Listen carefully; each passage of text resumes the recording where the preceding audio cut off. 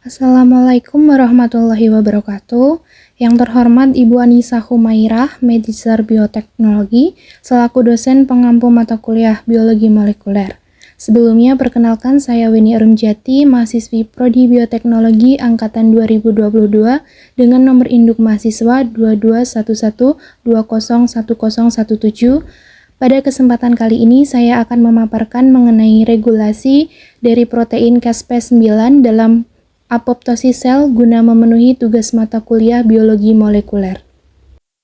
Sebelum kita mengetahui bagaimana peran Cas9 dalam proses apoptosis sel, kita harus mengetahui lebih dulu apa itu apoptosis. Apoptosis merupakan program kematian sel yang terjadi secara normal untuk menghilangkan sel-sel yang rusak dan mengatur homeostasis pada organisme. Apoptosis dapat disebabkan oleh sejumlah faktor seperti iradiasi, agen perusak DNA, penarikan nutrisi, kondisi hipoksia, atau aktivasi reseptor kematian.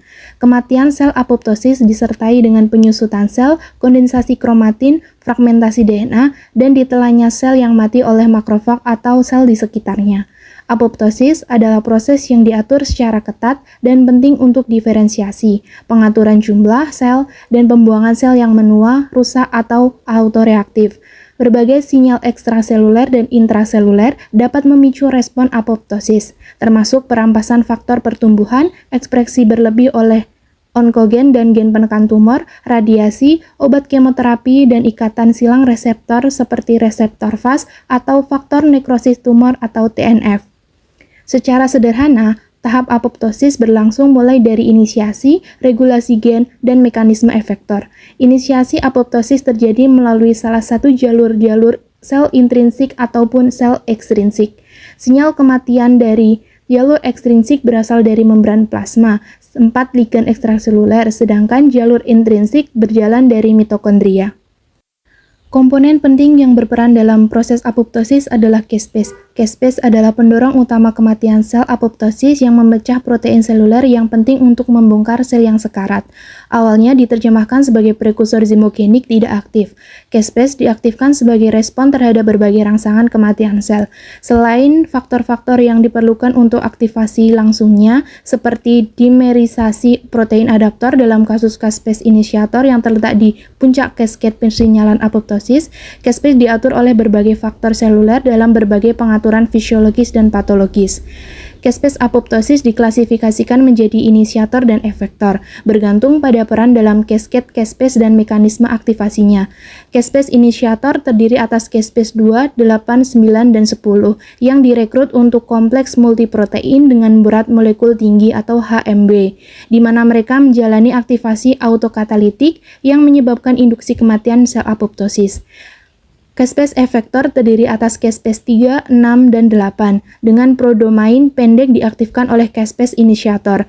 Caspase efektor memainkan peran kunci dalam pelaksanaan kematian sel dan membelah banyak substrat seluler yang menyebabkan penghancuran sel.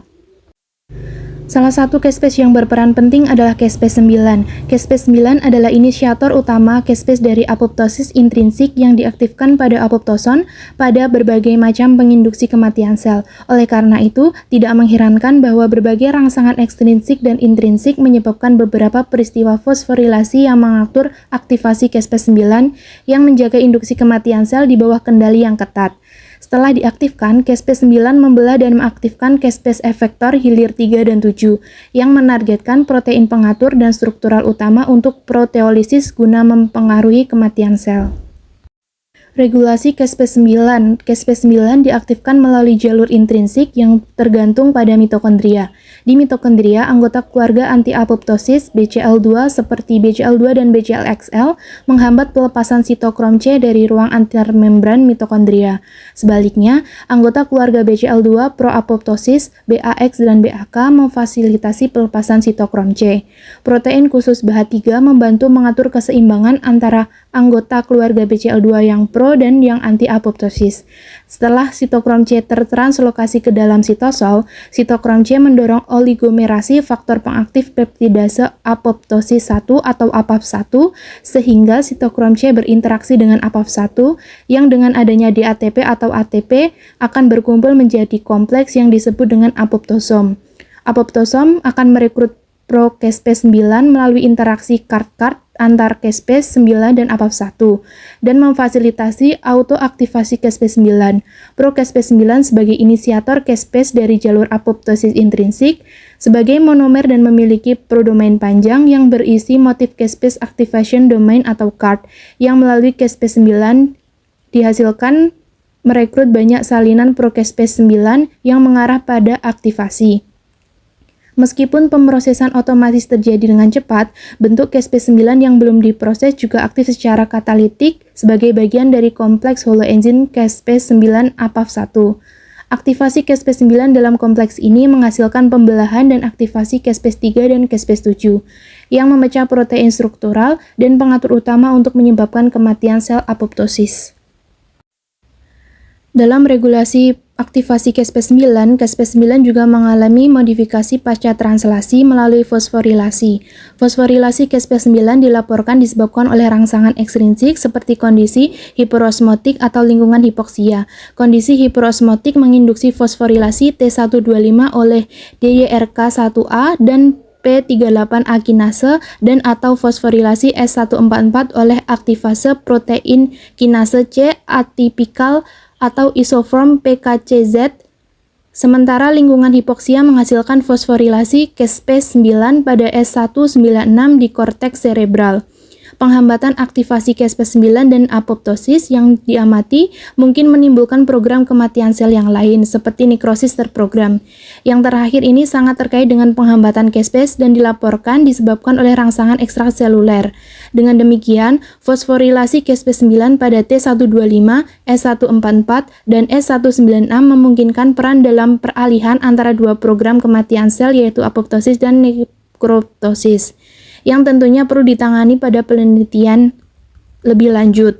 Sejalan dengan indikasi bahwa fosforilasi caspase-9 mungkin berperan dalam peralihan antara apoptosis dan nekrosis, terbukti bahwa kinase aktif dalam jalur kelangsungan hidup seperti AKT, kasein kinase 2, dan bergantung pada CAMP. Protein kinase atau PKA mematikan apoptosis dengan menginduksi fosforilasi caspase-9, berbeda dengan efek penghambatan yang disebabkan oleh fosforilasi oleh kinase yang lain. Y153 fosforilasi caspase-9 tampaknya mendorong proses otomatis yang mengarah pada apoptosis berikutnya. Secara kolektif, banyak jaringan fosforilasi mengontrol jalur kematian sel yang berbeda yang diatur oleh caspase-9 yang memberikan kode regulasi tambahan untuk aktivasinya. Secara bersama-sama, sejumlah jaringan fosforilasi menyempurnakan aktivasi caspase inisiator melalui fosforilasi ini. Adanya modifikasi pasca translasi ini akan menyebabkan caspase-9 mengalami perubahan struktur dan juga pengaktifan caspase-9 itu sendiri. Sekian pemaparan yang dapat saya sampaikan, kurang dan lebihnya mohon maaf. Wabillahi taufiq wal hidayah. Wassalamualaikum warahmatullahi wabarakatuh.